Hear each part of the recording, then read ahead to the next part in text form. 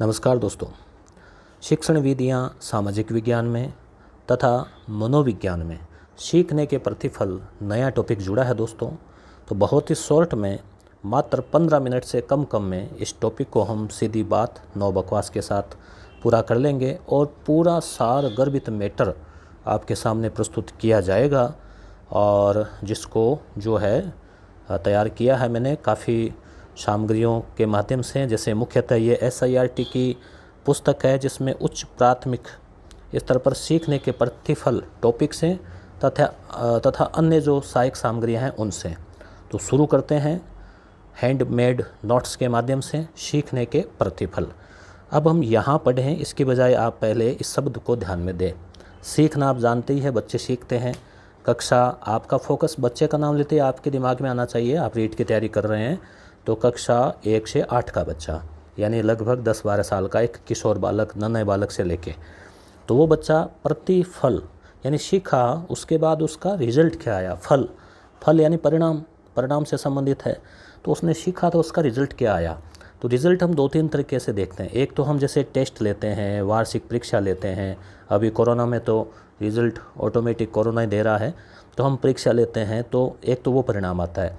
मगर वो केवल परिणाम नहीं है, उसको अब शिक्षा पद्धति महत्व नहीं देती कि मार्कशीट को कोई ज़्यादा महत्व नहीं है। अब ये है कि उसने ओवरऑल क्या सीखा, उसके व्यवहार पे क्या प्रभाव पड़ा, उसकी सामाजिकता पे क्या प्रभाव पड़ा, उसका सर्वांगीण विकास हुआ कि नहीं हुआ, उसके सभी पहलुओं का विकास हुआ कि नहीं हुआ। हो सकता है वो एक चीज़ में कमज़ोर हो मगर दूसरी चीज़ में होशियार हो। तो इस तरह से सीखने के फल क्या क्या हो सकते हैं, लर्निंग के आउटकम्स क्या क्या आ सकते हैं। ठीक है, तो देखो आउटकम शब्द का अर्थ डिक्शनरी के अनुसार है किसी क्रिया का परिणाम या प्रभाव। तो बच्चा आया स्कूल किस लिए आता है, सीखने के लिए। सीखा तो उसका क्या प्रभाव पड़ा, उसके जीवन पे क्या प्रभाव पड़ा, घर पे वो कैसा व्यवहार कर रहा है, समाज में कैसा व्यवहार कर रहा है, वो सब चीज़ें समेकित रूप से जो है सीखने के प्रतिफल कहलाती है। सीधी सीधी बात ये है दोस्तों। बहुत सारे मैंने देखे हैं कि 1.5-2 घंटे के वीडियो बने हुए हैं। एक समय होता है तब उनकी उपयोगिता है, मगर अब समय कम है। कम समय में आपको पूरी और सारगर्भित सामग्री चाहिए, इसलिए 15 मिनट का ये सिस्टम लेके आए हैं और 15 मिनट के अंदर अंदर हम टॉपिक को पूरा करेंगे। तो प्रतिफल भी हम कह सकते हैं, प्रतिफल नाम आ सकता है। प्राप्तियाँ भी वही बात है, परिणाम आ सकता है, उपादेयता नाम आ सकता है। तो जैसे मान लीजिए हम पाठ पढ़ाते हैं बच्चों को, तो उसका कोई ना कोई हम लक्ष्य लेकर चलते हैं। लक्ष्य क्या होते हैं, वही ज्ञान, अवबोध, ज्ञानोपयोग, कौशल। फिर हम उसके परिणाम देखते हैं कि उसके वो प्राप्त हुए कि नहीं हुए, और परिणामों के आधार पर ही सीखने के प्रतिफल यानी परिणाम। तो ये इधर क्या लिखा हुआ आपने पढ़ लिया होगा। इधर तो ये क्या लिखा हुआ बताएं देखें। अच्छा चलो, आपको कहने की ज़रूरत नहीं है ना। अब है RTE 2009। ये बहुत बड़ा टॉपिक है अपने आप में। इसमें 6 से 14 वर्ष के आयु के बालकों को गुणवत्तापूर्ण शिक्षा, ये देखो शब्दों को अंडरलाइन करना, प्रश्न इन शब्दों से बनेंगे दोस्तों, और यहीं से आपको सही करना है, शब्दों को पकड़ना है। क्योंकि ये जो शिक्षण विधियों के प्रश्न हैं वो होते हैं अवधारणात्मक, बड़े बड़े प्रश्न, पता नहीं लगता किस प्रकार के होंगे। तो हमारा कॉन्सेप्ट क्लियर होगा ना। सीखने के प्रतिफल नाम लेते आपके दिमाग में आ गया, फल यानी परिणाम यानी बच्चे ने क्या क्या सीखा।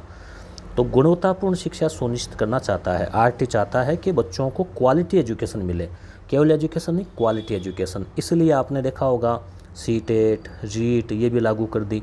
ठीक है, तो मुसीबत तो बढ़ गई टीचर्स बनने के लिए, मगर गुणवत्ता तो आ ही रही है। विद्यार्थी केवल परीक्षा परिणाम में ही अव्वल न रहे, बल्कि उसका सर्वांगीण विकास हो। तो इस शब्द को आप पकड़ लेना, सर्वांगीण विकास। ठीक है, जहाँ कहीं भी ये दिखे तो ये विशेषताएं बन जाएगी। इसलिए CCE continue and comprehensive evaluation, सतत और व्यापक मूल्यांकन, यानी कि केवल एक बार टेस्ट ले लिया, अर्धवार्षिक ले लिया, वार्षिक ले लिया, ये नहीं, मूल्यांकन उसका लगातार होता रहना चाहिए। इसलिए उसके कई वो उसमें चरण होते हैं। SIQE state initiative of quality education, यानी वो गुणवत्तापूर्ण पहल। तो ये जो प्रोग्राम थे ना, ये इसीलिए लाए गए थे कि बच्चों का सर्वांगीण विकास हो। अब SIRT जो है उदयपुर में, उसने शैक्षिक सत्र 2017-18 ये याद रख लेना, यानी ये कोरोना से पहले का है ये। ठीक है, से कक्षावार व विषयवार, यानी कक्षा 1, कक्षा 2, कक्षा 3, फिर हिंदी के प्रतिफल, सामाजिक के प्रतिफल वगैरह वगैरह से कक्षावार और विषयवार सीखने के प्रतिफल को तैयार किया है, शामिल किया है। जैसे वही है, जैसे आपने बीएड में देखा होगा ना कि हिंदी आप पढ़ाते हैं तो हिंदी में ज्ञानोपयाव क्या होगा, कौशल क्या होगा, और इतिहास पढ़ाते तो उसका क्या होगा, मिलते जुलते हैं, थोड़ा बहुत फर्क आ जाता है। एनएएस जैसे राष्ट्रीय उपलब्धि सर्वेक्षण, ये आपको पता होगा 2-1 साल पहले एक परीक्षा हुई थी, 10वीं के बच्चे उसमें बैठे थे, फिर देखा था कि क्वालिटी कैसी है, एग्ज़ाम हुआ था। एनएएस नेशनल अचीवमेंट सर्वेक्षण हो गया। इसमें भी एलओ यानी कि लर्निंग आउटकम्स, सीखने के प्रतिफल पर आधारित है। यानी इसमें केवल पाठ शामिल नहीं किए थे, कुछ और भी कॉमन क्वेश्चन भी थे। सीखने की निरंतरता के लिए शिक्षक के साथ साथ, यानी शिक्षक तो देखो पढ़ाता ही है, स्कूल में बच्चों को तैयार करता ही है, उसके साथ साथ अभिभावक, ठीक है, एसएमसी के सदस्य, समाज, समुदाय और शिक्षा के जो बड़े अधिकारी जो स्कूल जांच करने आते हैं वो भी उनसे प्रश्न पुटअप करते हैं वगैरह वगैरह। तो सभी जो है भी जान सकें कि बच्चे ने क्या क्या सीखा, ठीक है, सभी उसका मूल्यांकन। अब आप सोचेंगे ऐसे तो बच्चा परेशान हो जाएगा, नहीं, वो एक नज़रिए से नज़र डाल सके बच्चों पे। तो इसलिए आपने देखा होगा कि पिछले साल, ये कोरोना से थोड़ा पहले आया था, कि जो बाल सभाएं होती थी ना, वो गांव के चौपाल में कराने का प्रावधान रखा था, ताकि गांव के लोग भी समझ सके कि इस बच्चे के अंदर ये क्वालिटी है, ठीक है, हमारा बच्चा इस प्रकार से बोल रहा है, उनको भी खुशी हो, वो भी लोग जुड़ सकें। तो और उसके अलावा बच्चे का भी विकास हो, क्योंकि सब लोगों के सामने अगर वो अपनी प्रस्तुति रख रहा है तो। आगे है आयु अनुरूप कौशल का विकास। आयु अनुरूप क्यों जोड़ा, क्योंकि आरटी में आपको पता है कि मान लीजिए बच्चा 10 साल का है तो वो 5 साल के हिसाब से उसको सीधा 5वीं में कर सकते हैं, 6 साल से जोड़े 4थे में, ठीक है। तो आयु अनुरूप था ना, तो आयु अनुरूप कौशल का विकास, यानी बच्चे में उसकी आयु के अनुसार उसमें थोड़ा स्किल भी आनी चाहिए। अपेक्षित स्तर अर्जित करना, जैसे मान लो कि वह बड़ा है तो उसका स्तर है मान लो 5वीं का, तो वो स्तर अर्जित करवाएं, ठीक है, ये प्रयास हो शिक्षकों का, और ये प्रयास होगा तो सीखने का प्रतिफल भी वैसा ही आएगा, आउटकम वैसा निकलेगा। निर्धारित मानदंडों के अनुसार प्रगति की जांच, जो मानदंड निर्धारित किए हुए हैं SA1 SA2 वगैरह ना, उनके अनुसार बालक की प्रगति को, उसको फिर ग्रेड दी ABCD वगैरह वगैरह जो है वो सब होनी चाहिए, ठीक है। आगे चलते हैं। और विषय की प्रकृति के अनुसार, हाँ दोस्तों, आप कमेंट तो करते रहते हैं, अक्सर आपके आते रहते हैं, और भी आप कमेंट करके बताना कि आपको वीडियो कैसा लग रहा है। विषय की प्रकृति के अनुसार विषय प्रवेश, यानी जैसे मान लो बालक को केवल सीधा सब्जेक्ट पढ़ाना शुरू नहीं करना चाहिए, बल्कि उसकी प्रकृति है, गणित की प्रकृति अलग है, तो उसको उस अनुसार बच्चों से मान लो कोई जोड़ बाकी शुरू की, उनको मान लो कहा कि ये दोनों हाथों की अंगुलियाँ कितनी हो गई, पूरी क्लास की कितनी हो गई, ऐसे शुरू करते करते आए। तो ऐसे ही हम विषय की प्रकृति के अनुसार विषय में प्रवेश करवाएं। पाठ्यचर्या क्या हो, गुणात्मक, ये ध्यान रखना, क्वालिटी और मात्रात्मक जांच। क्वालिटी जांच अगर हम करें तो गुणात्मक भी हो, और मात्रात्मक का मतलब उसमें उसके अंक कितने आए, कितने सही हुए, वो सब दोनों जो है वो हो, और संपूर्ण प्रगति का आकलन जो है वो होना चाहिए। ये सब चीज़ें होगी तो सीखने के प्रतिफल की अवधारणा को हम अर्जित कर सकेंगे, सर्वांगीण विकास है उसको हम अर्जित कर सकेंगे। समावेशी कक्षा, चलो आपसे एक कमेंट करके पूछते हैं, RTE राजस्थान में कब लागू हुआ? ये क्वेश्चन आप सबसे पूछा है, और मुझे पता लगेगा कि आप लोगों ने वीडियो जो है वो 8 मिनट तक देखा है, ठीक है। तो आप बताना RTE राजस्थान में कब लागू हुआ, आपको सन बताना है। समावेशी कक्षा में, समावेशी का मतलब क्या हुआ, इंक्लूड, यानी सभी बच्चे। आप अक्सर गांव में जब सरकारी स्कूल में जाएंगे नौकरी लग के, तो देखेंगे विभिन्न प्रकार के बच्चे आते हैं, कमज़ोर भी है, गरीब भी है, पिछड़े भी है, तो सभी को अपन, और क्वालिटी भी है उनमें, किसी में कैसी क्वालिटी है, कई बच्चे से मान लो खेजड़ी पे चढ़ जाएँ, ठीक है, तो क्वालिटी है ना, उसके गुण है, वो रेगिस्तान में भी चल रहा है, तेज़ धूप में भी उसका चल रहा है नंगे पाँव, तो क्वालिटी है उसकी। कोई कबड्डी में होशियार है, कोई जैसे वो जिम्नास्ट में होशियार है, तो उनमें विविध क्षमताओं वाले बच्चों की आवश्यकता के अनुरूप अवसरों का निर्माण करना। तो कई बार ऐसे गांव होते हैं कि जहां खो खो में बच्चे आगे निकल जाते हैं, किसी में मान लो कोई खेल में आगे होते हैं, वो गांव का ही माहौल का फ़र्क पड़ता है। तो विविध क्षमताओं वाले जो बच्चे हैं उनको जो है आवश्यकता के अनुसार अवसर हम उनको देंगे, तभी सीखने के प्रतिफल हमें विभिन्न प्रकार के जो मानक वो मिलेंगे। अब जैसे मान लो हमने कोई एक प्रक्रिया की तो उसके अनेक प्रतिफल आ सकते हैं, ठीक है। जैसे मान लो आपने स्कूल में योगा या व्यायाम शुरू करवा दिया, ठीक है, तो उसके अनेक प्रतिफल आ सकते हैं। बच्चों में, कोई जिम्नास्ट में चला गया, कोई खेल में चला गया, कोई और हो गया, जैसे ऐसे ही एक प्रतिफल या गुण को प्राप्त करने के लिए अनेक प्रक्रियाएं भी करनी पड़ सकती है। एक गुण अर्जित करवाना है बच्चों में, विशेषता अर्जित करवानी है, तो उसके लिए अनेक अपने को प्रक्रियाएं भी करनी पड़ सकती है। शिक्षक संसाधनों की उपलब्धता। अब हम जैसे कहें कि चलो ये तो करेंगे, पर अपने को ध्यान रखना पड़ेगा। अब आप गांव दूर दराज ढाणी में बैठे हैं और वहाँ धोरे ही धोरे हैं, पीने के पानी की भी दिक्कत है, तो ऐसी स्थिति में क्या होगा, संसाधनों की उपलब्धता को हमें देखना पड़ेगा। ठीक है, अब वहाँ हम मान लो वहाँ पानी की भी बहुत बड़ी कीमत है, तो ध्यान रखना पड़ेगा।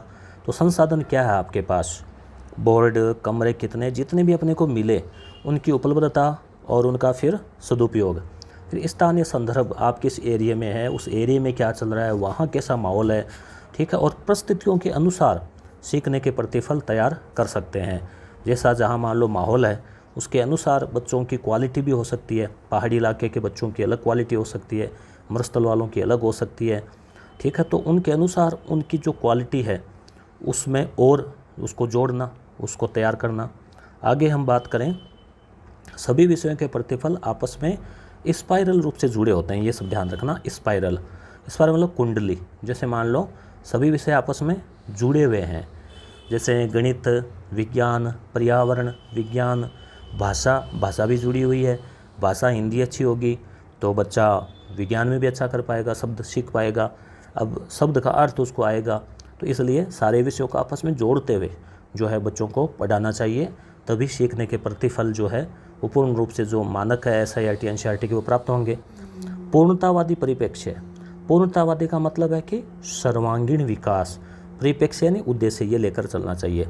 स्पाइरल रूप से आशय क्या है, अधिगम की प्रक्रिया हमने की। ठीक है, बच्चों को पढ़ाया, उनको सिखाया, हर प्रकार की गतिविधि में भाग दिलवाया, फिर हमने उनका मूल्यांकन किया। मूल्यांकन कैसे, CC के माध्यम से, व्यापक, यानी केवल टेस्ट ही नहीं, और भी तरह का उनका मूल्यांकन किया, बाल सभा इत्यादि सभी गतिविधियों के आधार पे।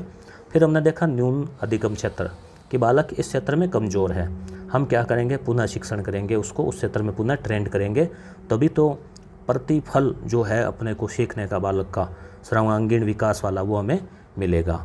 अब ये SIRT NCERT के अनुसार क्या परिभाषा है, ये इधर क्या लिखा हुआ है दोस्तों, ये क्या लिखा हुआ आप समझ पा रहे हैं, ये लिखा हुआ है यस गुरु।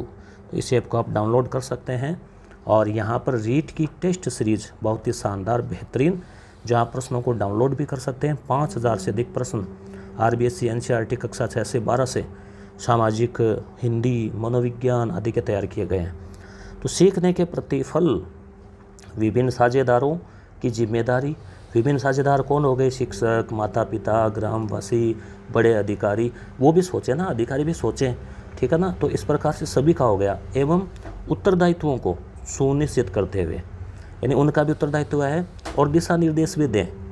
ठीक है, दे सकता है, ताकि विभिन्न पाठ्यचर्या क्षेत्र से, यानी विभिन्न पाठ्यचर्या का मतलब पाठ पढ़ाने के अलावा अन्य गतिविधियाँ से अपेक्षाओं की पूर्ति हो सकें। तो मेरे ख्याल से आपके समझ में आ गया होगा कि सीखने के प्रतिफल क्या है, यानी सीखा तो उसके कई परिणाम होंगे, तो वो जो परिणाम है उसके वो है। अब पुनः देखो, आपको ये सब ध्यान में रखने हैं। एक तो सर्वांगीण विकास, एक सामूहिक उत्तरदायित्व है, किसका, बच्चों का नहीं, जो पेरेंट्स, गार्जियन, टीचर, उनका विकास, बच्चों का सर्वांगीण। ठीक है, विषयों का आपस में समन्वय हो, तारतम्यता हो, उनको जोड़ा जाए, व्यापक मूल्यांकन किया जाए। व्यापक का मतलब सभी उसमें पक्ष जोड़े जाएं, शारीरिक, मानसिक। अब कोई बालक खेल में अच्छा है, कोई बालक पढ़ाई में अच्छा है, कोई मान लो सामाजिक गतिविधियों में अच्छा है, नेतागिरी टाइप के होते हैं ना, जैसे मान लो, वो बच्चे भी ज़रूरी हैं। कक्षा में गुरुजी इसने ये कर दिया, उसने ये किया। ठीक है, पुनः शिक्षण। पुनः शिक्षण का मतलब जहाँ कमज़ोर रहा हो, पुनः शिक्षण। उपयोगिता, कि वो जो सीखे, ठीक है, उसका क्या उपयोग वो कर रहा है, घर में, समाज में करेगा ही कहीं ना कहीं, तो उसकी उपयोगिता आएगी। और ज्ञानोपयोग, एक ही बात है। तो आदि सीखने के प्रतिफल में शामिल है। तो दोस्तों, वीडियो कैसा लगा कमेंट करके ज़रूर बताएं, और अगले टॉपिक में आपसे मिलते हैं जल्द ही। आप एक कमेंट करके और बताएं मुझे कि क्या मनोविज्ञान भी इसी प्रकार से, मेरे जो हैंडमेड नोट्स हैं, जो कि माफ़ी चाहूँगा, क्लास नोट्स है, स्टूडेंट्स के द्वारा क्लास में बनाए हुए, उनसे पढ़ाना क्या शुरू करूँ, रिवीजन करवाएं, आपके 15 दिन में हो जाएगा। आप कमेंट करके ज़रूर बताएं। धन्यवाद।